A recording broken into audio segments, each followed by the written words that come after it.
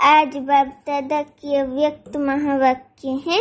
Revise course 26 अक्टूबर 1991।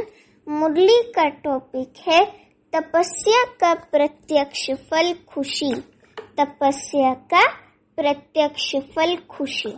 जो तपस्वी आत्माएं होती है ना, उनका प्रत्यक्ष फल माना उनके चेहरे से, चलन से खुशी दिखाई देती है। जैसे दादियां जो हैं वो तपस्वी हैं, तो तपस्या का प्रत्यक्ष फल खुशी है, तो वे सदा खुश रहती हैं। तो अभी सुनते हैं आज बाप दादा के क्या महावाक्य हैं। बाप दादा कहते, आज बाप दादा अपने सर्व तपस्वी राज बच्चों को देख रहे हैं। बाबा ने आज हमें कौन सा नया टाइटल दिया? बाबा ने कहा आज बाप दादा अपने सर्व तपस्वी राज बच्चों को देख रहे हैं।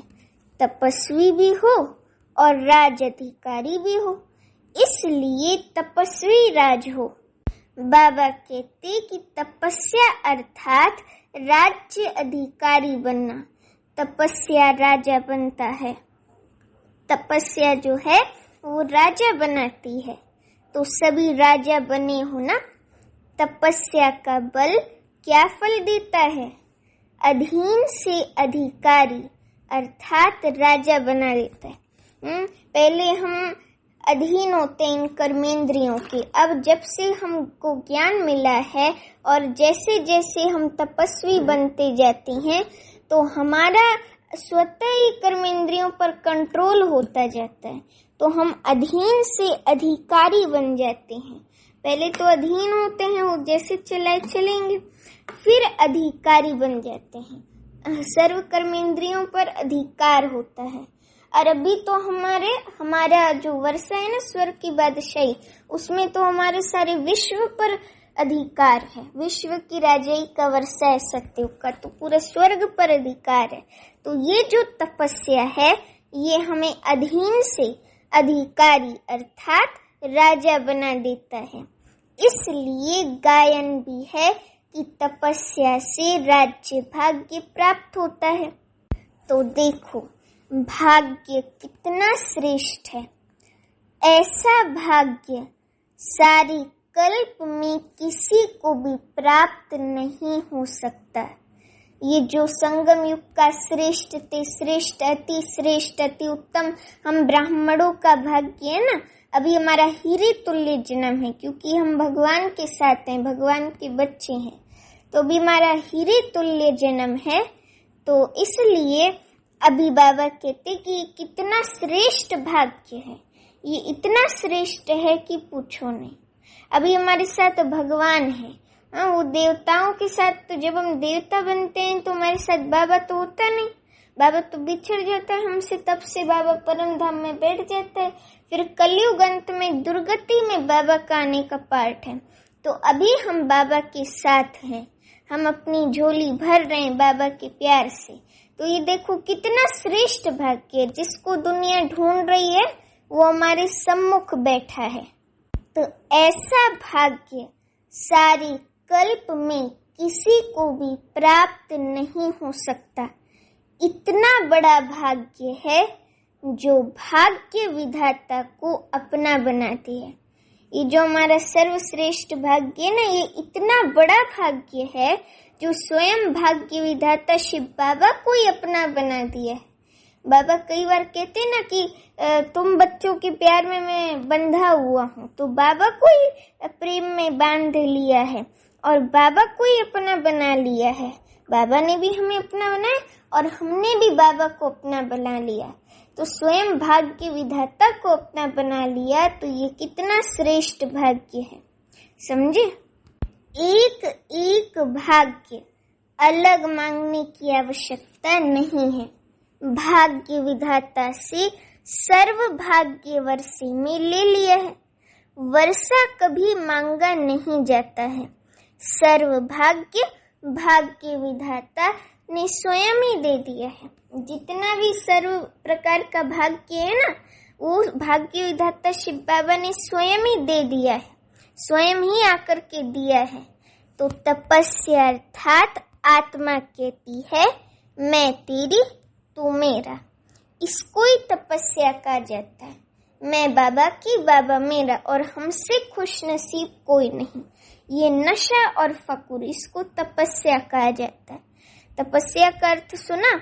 आत्मा अपने दिल से कहती है कि बाबा मैं तेरी तुम मेरे, बाबा मैं तुम्हारी और तुम मेरे, मैं तेरी तू मेरा। तो इसको ही तपस्या कहा जाता है और कुछ नहीं। बस बाबा को प्रेम से याद करना है, बाबा से अटूट प्यार होना चाहिए, उसी को तपस्या कहा जाता है। इसी तपस्या के बल से भाग्य विधाता शिव बाबा को अपना बना लिया है। भाग्य विधाता बाप भी कहती हैं मैं तेरा। तो कितना श्रेष्ठ भाग्य हो गया। तो ये नशा चढ़ना चाहिए कि हमारा बहुत श्रेष्ठ भाग्य है। तो ये कितना श्रेष्ठ भाग्य हो गया। भाग्य के साथ साथ स्वराज्य अभी मिला है और भविष्य विश्व का राज्य स्वराज्य का ही आधार है। इसलिए तपस्वी राज हो। बाप दादा को भी अपने हर एक राज्य अधिकारी बच्चे को देख हर्ष होता है। बाबा भी हम हर एक राज्य अधिकारी बच्चे को देख करके बाबा खुश होता है। भक्ति में भी अनेक जन्मों में बाप दादा के आगे क्या बोला? 63 जन्मों में याद है या भूल गए हो? बार बार अपने को मैं गुलाम तेरा यही बोला है। मैं गुलाम ही बोला है। मैं गुलाम तेरा। बाप कहते हैं मेरे बच्चे और गुलाम, सर्वशक्तिवान के बच्चे और गुलाम शोभता है। गुलाम ही बोला है भक्ति मार्ग में। बाबा के सभी बच्चे हैं और गुलाम शोभता है। इसलिए बाप ने मैं गुलाम तेरा की बजाय क्या अनुभव कराया? मैं तेरा। बाबा ने यह अनुभव कराया कि मैं तेरा, है ना। मैं तेरा बाबा ने अनुभव कराया है कि मैं तेरा। हम आत्माएं बोलती हैं बाबा मैं तुम्हारी, तो मैं तेरा तुम मेरे, समझे। तो सब कुछ तेरा अर्पण कर दो, बाबा को ही अर्पण समर्पण कर दो। तो बाबा ने गुलाम के बजाय अनुभव कराया है मैं तेरा। तो गुलाम से राजा बन गए ना। अभी भी कभी गुलाम तो नहीं बनते हो। माया के भी गुलाम नहीं बनना। माया भी इतनी चतुर सुजान है ना कि अपना गुलाम बना लेती है ना, ग्रस्त कर लेती है अपने उसमें पंजे में लेके, और जो विक्रम कराती रहती है माया। तो इसलिए माया के भी गुलाम नहीं बनना। तो ऐसे तो नहीं कि अभी भी कभी गुलाम बन जाते हो। गुलामपन के पुराने संस्कार कभी इमर्ज नहीं होते हैं। इमर्ज तो नहीं होते हैं। माया के गुलाम होते हो, क्योंकि 63 जन्मों से हम माया के गुलाम रहे ना, 5 विकारों के माया के गुलाम। तो बाबा कहते अब तो माया के गुलाम होते हो। अब गुलाम होते हो माया के। राजा कभी गुलाम नहीं बन सकता। गुलामपन छूट गया, वह कभी कभी अच्छा लगता है। तो तपस्या का बल बहुत श्रेष्ठ है। और तपस्या क्या करते हो? तपस्या में मेहनत करते हो। बाप दादा ने सुनाया था कि तपस्या क्या है? मौज मनाना। माना तपस्या में भी मेहनत नहीं करना, मोहब्बत से पुरुषार्थ करो। बस बाबा को खुशी से याद करो। बाबा दिल में रहना चाहिए, जिगर में बाबा का प्यार रहना चाहिए। निरंतर अजपा जाप बाबा की याद का चलना चाहिए। तो उसको कहते हैं मौज मनाना। क्योंकि जब बाबा की याद रहती है तो खुशी का पारा चढ़ा रहता है, और खुशी माना मौज। तो इसको कहते हैं मौज मनाना। तपस्या अर्थात बहुत सहज नाचना और गाना। बस नाचना गाना सहज होता है, वो मुश्किल होता है तो बहुत आसान होता है, समझे। तो मनोरंजन होता है, वो मेहनत होती है। तो तपस्या में क्या करते हो? तपस्या का प्रत्यक्ष फल है खुशी।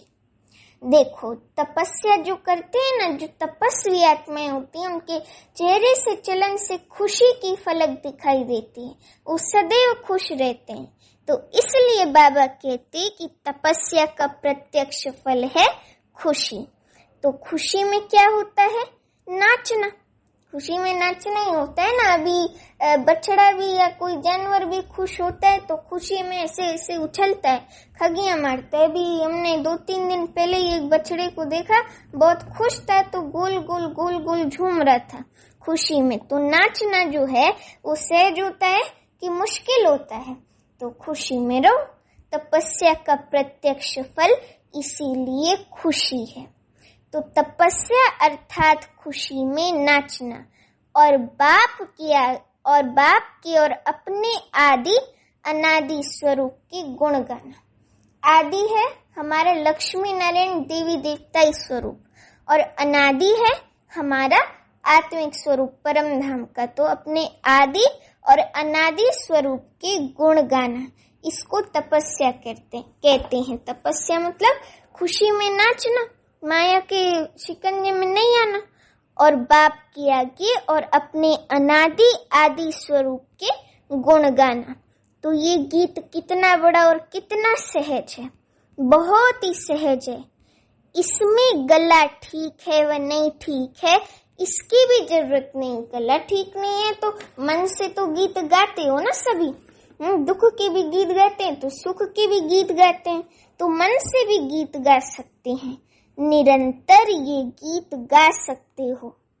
निरंतर खुशी में नाचते रहो, निरंतर खुशी में नाचते रहो।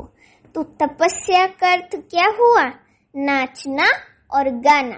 कितना सहज है। माथा भारी उसका होता है जो छोटी सी गलती करते हैं। ब्राह्मण जीवन में कभी किसका माथा भारी नहीं हो सकता, क्योंकि हो ही नहीं सकता ना। कोई भूल ही नहीं करेंगे, माया के वश में आकर के भूल नहीं करेंगे, तो फिर जो है फिर दुखी होने की क्या जरूरत है। मन भारी भी नहीं होगा, माथा भी भारी नहीं होगा, क्योंकि विकर्म तब होते हैं, गलती तब होती है जब माया के वश में आकर के भूत समान बन पड़ते हैं। उसी को वशीभूत कहते हैं। तो वश में आकर के जब भूत जैसे बन पड़ते हैं तो फिर गलती होती है। फिर गलती होती है तो माथा भारी होता है। तो गलती करो ही नहीं ना, माया पर विजयी रहो। माया को अपने पैर के नीचे रखो ना, ऊपर क्यों उठने देते हो उसको दबा के रखो माया को, है ना। माया को जो है माया पर जीत प्राप्त कर लो। माया से हारो नहीं, माया से हारे हार, माया से जीते जीत, और माया जीते जगत जीत। तो जगत जीत बनना है, पूरे विश्व की बादशाही लेनी है, तो माया पर जीत पाओ। माया पर जीत पाने से माथा भारी भी नहीं हो सकता। हॉस्पिटल बनाने वालों का माथा भारी हुआ, ट्रस्टी सामने बैठे हैं ना, माथा भारी है। जब करण करावनहार बाप शिव बाबा है तो आपको क्या बोझ है? ये तो निमित्त बनाकर भाग्य बनाने का साधन बना रहे हो। आपकी जिम्मेवारी क्या है? बाप की बजाय अपनी जिम्मेवारी समझ लेती हैं तो माथा भारी होता है। बाप सर्वशक्तिवान, स्वयं सर्वशक्तिवान मेरा साथी है तो क्या भारीपन होगा। छोटी सी गलती कर देते हो, मेरी अपनी जिम्मेवारी समझते हो तो माथा भारी होता है। तो ब्राह्मण जीवन ही इसलिए है कि नाचो गाओ और मौज करो। मौज माना ये नहीं कि अलबेले हो पड़े, नहीं। मौज मतलब खुश रहो तो मौज करो। सेवा चाहे वाचा है चाहे कर्मणा, ये सेवा भी एक खेल है। सेवा कोई बोझ नहीं, बल्कि सेवा भी एक खेल है। सेवा कोई और चीज नहीं है। कोई दिमाग के खेल होते हैं, कोई हल्के खेल होते हैं, लेकिन है तो खेल ना। दिमाग के खेल में दिमाग भारी होता है क्या? और ही दिमाग यूज होता है खेल में, तो दिमाग भारी होता है क्या? नहीं ना। तो ये सब सेवा वगैरह ये सब खेल करते हो। तो चाहे कितना भी बड़ा सोचने का काम हो, अटेंशन देने का काम हो, लेकिन मास्टर सर्वशक्तिवान आत्मा के लिए ये सब खेल है। ऐसे है, वह थोड़ा थोड़ा करते करते थक जाते हो, मेजॉरिटी अथक बनते हो, लेकिन कभी कभी थोड़ा थक जाते हो। यही योग का प्रयोग सर्व खजानों का, चाहे समय, चाहे संकल्प, चाहे ज्ञान का खजाना व स्थूल तन भी अगर योग के प्रयोग की रीति से प्रयोग करो तो हर खजाना बढ़ता रहेगा। अगर यहाँ पे सर्व शक्तियों के खजाने को, सर्व प्राप्तियों के खजाने को यूज करेंगे ना, कार्य में लगाएंगे ना, तो वो और बढ़ेगा। जमा के खाते में वो और बढ़ेगा। और यहाँ पे बांटना ही जमा का खाता है, तो अपने में भी ज्यादा खजाने बढ़ाते जाएंगे और बांटते जाएंगे, तो फिर और भी खजाना बढ़ता जाएगा। तो इसलिए बाबा कहती हैं कि यही योग का प्रयोग करो कि सर्व खजानों को, चाहे समय, चाहे संकल्प, चाहे ज्ञान का खजाना व स्थूल तन भी अगर योग के प्रयोग की रीति से प्रयोग करो तो हर खजाना बढ़ता रहेगा। इस तपस्या वर्ष में योग का प्रयोग किया है ना, क्या प्रयोग किया है? हर एक खजाने को प्रयोग करो। कैसे प्रयोग करो? कोई भी खजाने को कम खर्चा और प्राप्ति अधिक, मेहनत कम, सफलता ज्यादा, इस विधि से प्रयोग करो। बाबा ने विधि भी बता दी कि मेहनत कम हो उसमें और सफलता ज्यादा हो। मेहनत कम और सफलता ज्यादा, इस विधि से खजाने का प्रयोग करो। तो जैसे समय को व संकल्प को उठाओ, ये श्रेष्ठ खजाने। समय जो है वो भी मूल्यवान और श्रेष्ठ खजाना है, और संकल्प भी मूल्यवान और श्रेष्ठ खजाना है। क्योंकि एक एक संकल्प, हम जो भी संकल्प करते हैं, चाहे वो किसी आत्मा के प्रति अच्छा व बुरा संकल्प भी होता है, तो वो रॉकेट से भी तीव्र गति में उस आत्मा तक पहुंचता है, वाइब्रेशन उस तक पहुंचते हैं। और हर एक संकल्प हम ब्राह्मण आत्माओं का सिद्ध होता है। इसलिए किसके भी प्रति या किसी भी बात में बुरा संकल्प नहीं करो, अच्छे संकल्प रखो। तो इसलिए इन खजानों को भी अच्छी तरह से यूज करो। समय और संकल्प का ये श्रेष्ठ खजाने हैं, इनको उठाओ। तो संकल्प का खर्च कम हो लेकिन प्राप्ति ज्यादा हो। तो जो साधारण व्यक्ति 2-4 मिनट संकल्प चलाने के बाद, सोचने के बाद सफलता या प्राप्ति कर सकता है, तो वे आप 1-2 सेकंड में कर सकते हो, जिसको साकार में भी ब्रह्मा बाप कहते थे। और ब्रह्मा बाप कहते थे कम खर्च बाला नशे। समझे? खर्च कम करो लेकिन प्राप्ति 100 गुना हो। इससे क्या होगा? जो बचत होगी, चाहे समय की, चाहे संकल्प की, तो बचत को औरों की सेवा में लगा सकेंगे। दान पुण्य कौन कर सकता है? जिसको धन की बचत होती है, जिसको धन की बचत होती है। तो अगर अपने प्रति लगाने जितना ही कमाया और खाया तो दान पुण्य नहीं कर सकेंगे। योग का प्रयोग यही है, कम समय में रिजल्ट ज्यादा, मेहनत कम और सफलता ज्यादा। इस विधि से योग का प्रयोग करना है। तो कम समय में रिजल्ट ज्यादा और कम संकल्प से अनुभूति ज्यादा हो, तो इसे ही तभी ही हर खजाना औरों के प्रति यूज कर सकेंगे। कम संकल्प से अनुभूति ज्यादा और शक्तिशाली हो, तभी हर खजाना औरों के प्रति यूज कर सकेंगे। ऐसे ही वाणी और कर्म, कम खर्चा और सफलता ज्यादा, तब ही कमाल गाई जाती है। बाप दादा ने कमाल क्या की, कितने थोड़े समय में बाबा ने हमको क्या से क्या बना दिया, शूद्र से ब्राह्मण बना दिया। तो ये है ना बाबा की कमाल। देखो बाबा ने क्या कमाल कर दिया, थोड़े से समय में बाबा ने हमें क्या से क्या बना दिया। तब तो कहते हो कमाल कर दी, एक का पदम गुना प्राप्ति का अनुभव करते हो, तब कहते हो कि कमाल कर दिया। जैसे बाप दादा का खजाना प्राप्ति और अनुभूति ज्यादा कराता है, ऐसे आप सब भी योग का प्रयोग करो। सिर्फ ये गीत नहीं है कि बाबा आपने कमाल कर दिया है।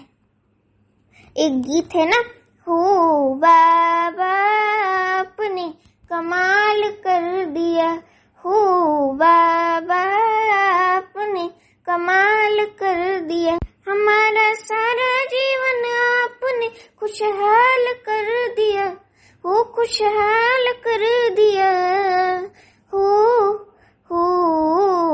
तो बाबा कहते सिर्फ ये गीत नहीं गाना कि बाबा आपने कमाल कर दिया, आप भी तो कमाल करने वाले हो ना। तो बाबा को फॉलो करो ना, फॉलो मदर फादर। तो बाबा को फॉलो करो तो आप भी कमाल करने वाले हो ना, करते भी हो। लेकिन तपस्या के चलते हुए समय में मेजॉरिटी की रिजल्ट क्या देखी पता है? बाबा कहते कि तपस्या का उमंग उत्साह अच्छा है, अटेंशन भी है, सफलता भी है, लेकिन स्वयं प्रति सर्व खजाने यूज ज्यादा करते हो।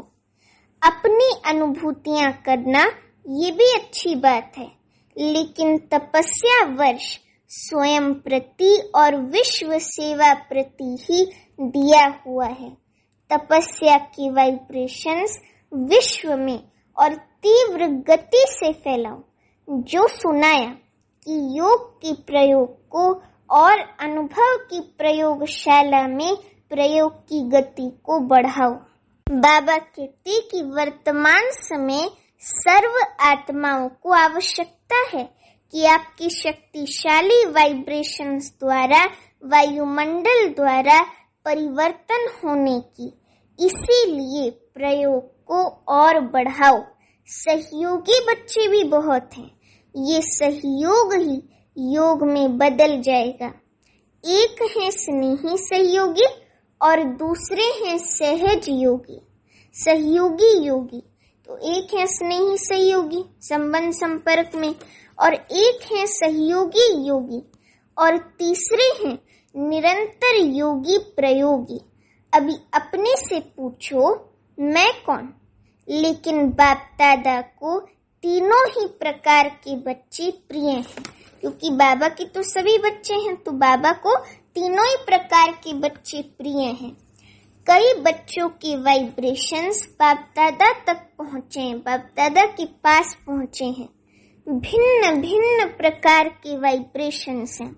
जानते हो कौन सी एक बात बाप के पास पहुँची है? इशारे से समझने वाले हो ना, क्योंकि कहते हैं कि जो बुद्धिमान होता है वो इशारे से ही समझ जाता है। तो इशारे से समझने वाले हो ना। इस तपस्या वर्ष में जो कुछ हो रहा है इसका कारण क्या है?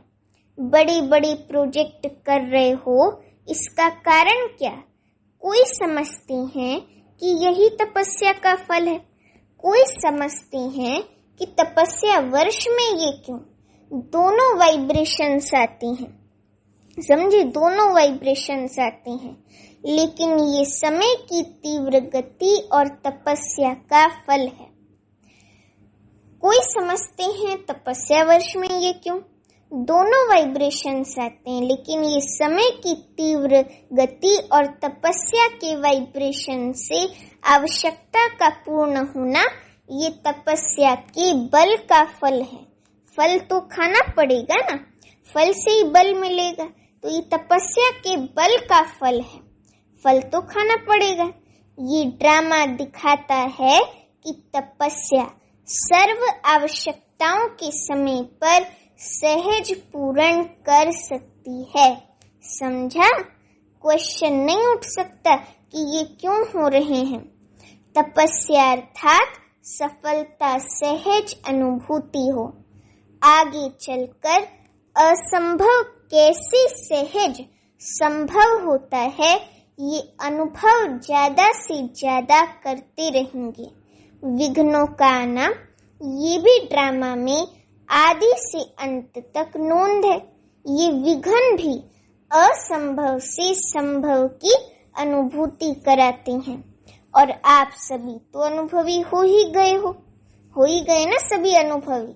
और अनुभव की अथॉरिटी बाबा ने एक मुरली में बोला था, जो अनुभव की अथॉरिटी बनेंगे, जो अनुभवी मूर्त आत्माएं हैं, वही सत्युग में आएंगे। तो सभी अनुभवी तो हो ही गए हैं, इसलिए विघ्न भी खेल लगता है। समझे? जैसे फुटबॉल का खेल करते हो ना, तो क्या करते हो, बॉल आता है तभी तो ठोकर लगाते हो, बॉल आती है उसको पैर से दबा के ऐसे फेंक दिया, तो फुटबॉल कहते हैं उसको। पैर से उसको बॉल को फेंकते हैं तो फुटबॉल। तो विघ्न भी खेल है, उसको जो है ऐसे ठोकर लगाओ। अगर बाल ही ना आए तो ठोकर कैसे लगाएंगे, खेल कैसे होगा? ये भी फुटबॉल का खेल है। अगर बॉल ही ना आए तो उसको ठोकर कैसे लगाएंगे, तो खेल कैसे होगा? ये भी फुटबॉल का खेल है। ये जो विघ्न आते हैं, परिस्थितियां आती है ना, ये भी फुटबॉल का खेल है। माया का फुटबॉल है, उसको आप ऐसे माया के पास वापस भेज दो, माया का खेल खलास करो, है ना। माया को ये नहीं लगना चाहिए कि हमारा प्लान सफल हुआ, ये हमारे वशीभूत हो गए। नहीं, माया के पास उसकी बॉल वापस भेजो कि हम विजयी बन गए। तो इसलिए खेल खेलने में मजा आता है, ना, या मूंझते हो, कोशिश करते हो ना कि बॉल मेरे पाँव में आए और मैं लगाऊं, ये खेल तो होता रहेगा, नथिंग न्यू। ड्रामा खेल भी दिखाता है और संपन्न सफलता भी दिखाता है। तो यही ब्राह्मण कुल की रीति रस्म है। अच्छा, इस ग्रुप को बहुत चांस मिले हैं किसी भी कार्य के निमित्त बनना, किसी भी प्रकार की विधि से निमित्त बनना, अर्थात चांस लेने वाली चांसलर बनना। आज के विश्व में संपत्ति वाले तो बहुत हैं, लेकिन आपके पास सबसे बड़ी संपत्ति कौन सी है, जो दुनिया वालों के पास भी नहीं है। और उसी की आवश्यकता संपत्ति वालों को भी है तो गरीब को भी है। वे कौन सी संपत्ति है? सबसे बड़ी आवश्यक संपत्ति है सिंपैथी। चाहे गरीब है चाहे धनवान है, लेकिन आज सिंपैथी नहीं है। सिंपैथी की संपत्ति सबसे बड़ी है। और कुछ भी नहीं दो, लेकिन सिंपैथी से सबको संतुष्ट कर सकते हो। और आपकी सिंपैथी ईश्वरीय परिवार के नाते से सिंपैथी है। अल्पकाल की सिंपैथी नहीं, पारिवारिक सिंपैथी सबसे बड़ी सिंपैथी है। और ये सबको आवश्यक है और आप सबको दे सकते हो, क्योंकि हम दाता के बच्चे हैं ना, तो हम सबको सिंपैथी का खजाना दे सकते हैं। रूहानी सिंपैथी तन, मन और धन की भी पूर्ति कर सकती है। अच्छा, इस पर फिर सुनाएंगे। अभी बाबा याद प्यार देते। बाबा कहते, चारों ओर के तपस्वी राज श्रेष्ठ आत्माएं सदा योग के प्रयोग द्वारा कम खर्च सफलता श्रेष्ठ अनुभव करने वाले, सदा मैं तेरा तू मेरा इस तपस्या में मगन रहने वाले, सदा हर समय तपस्या के द्वारा खुशी में नाचने और बाप और अपने गुण गाने वाले, ऐसे देश विदेश के सर्व स्मृति स्वरूप बच्चों को बाप दादा का याद प्यार और नमस्ते। अभी हम रूहानी बच्चों की रूहानी माता पिता बाप दादा को प्यारी प्यारी मीठी मीठी याद प्यार और नमस्ते। अभी वरदान है, अपने चलन और चेहरे द्वारा भाग्य की लकीर दिखाने वाली श्रेष्ठ भाग्यवान भव। अपने चलन और चेहरे द्वारा भाग्य की लकीर दिखाने वाले श्रेष्ठ भाग्यवान भव। अभी वरदान का स्पष्टीकरण है। आज ब्राह्मण बच्चों को डायरेक्ट अनादि पिता शिव बाबा और आदि पिता ब्रह्मा द्वारा ये अलौकिक जन्म प्राप्त हुआ है, जिसका जन्म ही भाग्य विधाता द्वारा हुआ हो, वे कितना भाग्यवान हुआ। अपने इस श्रेष्ठ भाग्य को सदा स्मृति में रखते हुए सदा हर्षित रहो। हर चलन और चेहरे में ये स्मृति स्वरूप प्रत्यक्ष रूप में स्वयं को भी अनुभव हो और दूसरों को भी दिखाई दे।